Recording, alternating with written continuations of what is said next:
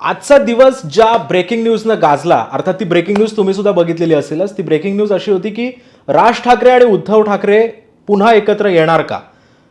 अर्थात ह्या ब्रेकिंग न्यूजनं संबंध मराठी माणसाला ज्या क्षणाची आतुरता लागलेली असते त्याच क्षणानं आता पुन्हा एकदा तोंड वर काढलेलं आहे. परंतु या सगळ्या गोष्टी, या सगळ्या चर्चा आधी फक्त चर्चा होत्या, मात्र आता याचे थेट संकेत मिळाले आहेत. आणि ते संकेत मी यासाठी म्हणतोय कारण मनसे अध्यक्ष राज ठाकरेंनी एक मुलाखत महेश मांजरेकरांच्या पॉडकास्टला दिली आणि त्या पॉडकास्टमध्ये त्यांनी असं म्हटलेलं आहे की मराठी माणसासाठी, महाराष्ट्रासाठी भांडणं दूर ठेवून एकत्रित यायला काहीच ना नाहीये, अशा पद्धतीचं वक्तव्य राज ठाकरेंनी केलं. आणि त्याच्यानंतर अवघ्या आजच म्हणजे उद्धव ठाकरेंनी मुंबईतील एका जाहीर सभेमध्ये एका भाषणादरम्यान त्यांनी असं सांगितलं की मराठी माणसासाठी ही क्षुल्लक भांडणं दूर ठेवायला आम्ही तयार आहोत. फक्त एक अट आहे, ती म्हणजे अशी की भाजप सोबत आणि एकनाथ शिंदेच्या शिवसेनेसोबत जाणं टाळावं. याच प्रति एक म्हणजे साथ प्रतिसाद एक प्रकारे दिल्याचं आजच्या या सगळ्या घडामोडींमधून दिसून आलं.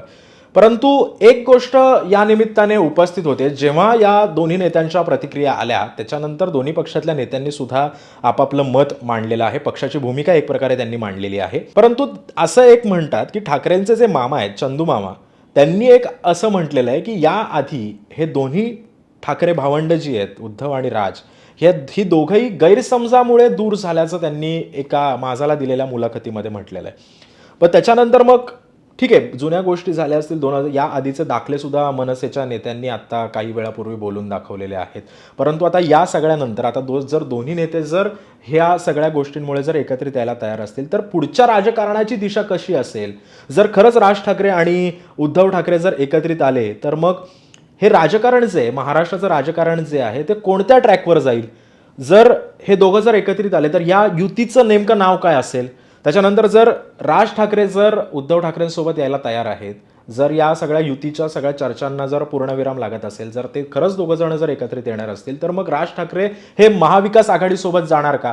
बरं, जर जाणार असतील तर मग राज ठाकरेंना सोबत घेतल्यानंतर मग महाविकास आघाडीचा पुढचा अजेंडा कसा असेल, महाविकास आघाडीचं नाव कसं असेल, या सगळ्यांचे नानाविध प्रश्न आता या निमित्तानं उपस्थित होत आहेत. राज ठाकरे आणि उद्धव ठाकरे एकत्रित आल्यानंतर नक्कीच आगामी निवडणुकांच्या काळामध्ये या दोन्ही पक्षांना खूप मोठा फायदा होऊ शकतो.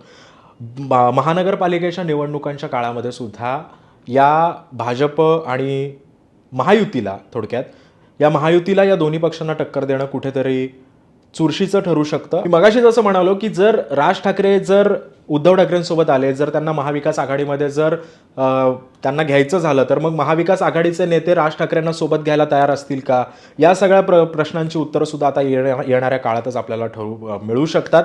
परंतु एक गोष्ट या निमित्तानं उपस्थित होते अशी की जर हे दोन्ही नेते जर एकत्रित आले तर येत्या काळात महाराष्ट्राच्या भवितव्यासाठी एक सुवर्ण काळ या महाराष्ट्रासाठी असू शकतो, मराठी माणसासाठी असू शकतो, हे आपल्याला नाकारून चालणार नाहीये.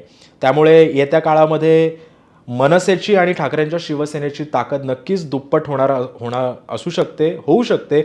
तसंच मनसेच्या नेत्यांवरती आता काय काय जबाबदारी असू शकते, ठाकरेंच्या शिवसेनेच्या नेत्यांवरती जबाबदारी काय काय असू शकते, हे देखील आता पाहणं महत्त्वाचं असणार आहे. त्यामुळे हा व्हिडिओ तुम्हाला कसा वाटला हे आम्हाला कमेंट सेक्शनमध्ये नक्की सांगा आणि ताज्या बातम्यांसाठी पाहत रहा ABP माझा.